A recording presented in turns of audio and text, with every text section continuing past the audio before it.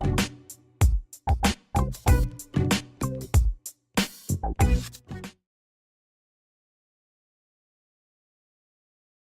Rosalind Galt, and I'm a recipient of the Katherine Kovács Book Award.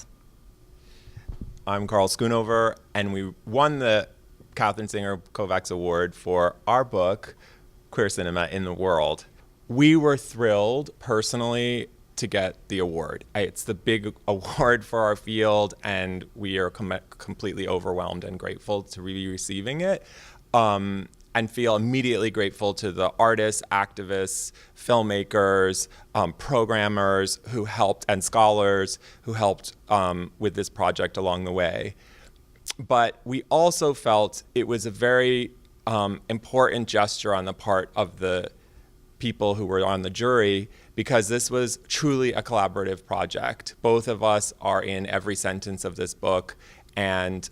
we didn't split it up in some kind of like, you get one chapter, you get the other chapter. And so we felt like it was really impressive and important for the future of our field that kind of collaborative work, which is quite risky and isn't always recognized by the institutions that we work in, was recognized by the society. And I think the other part of it is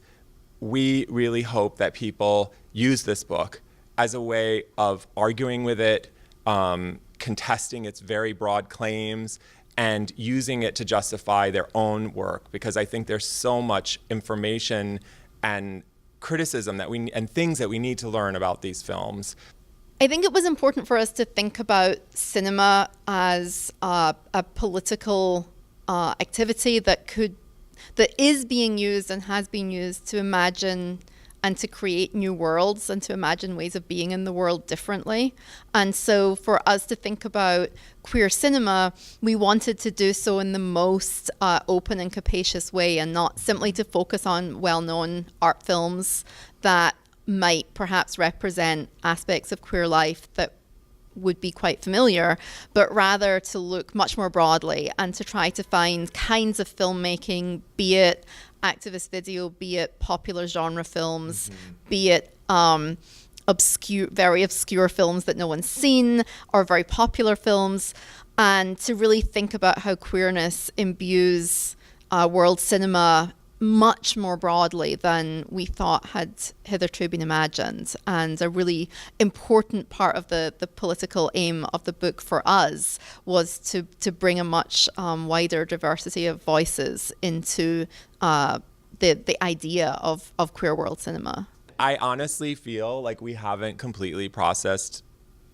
the reactions to this book. So I think one thing is to help facilitate other people's work and scholarship, and to see what we can do to help younger scholars work on these texts, or other texts. And I think as a collaboration, I think that's our main priority right now, is to think about how to nurture that work in our field and beyond.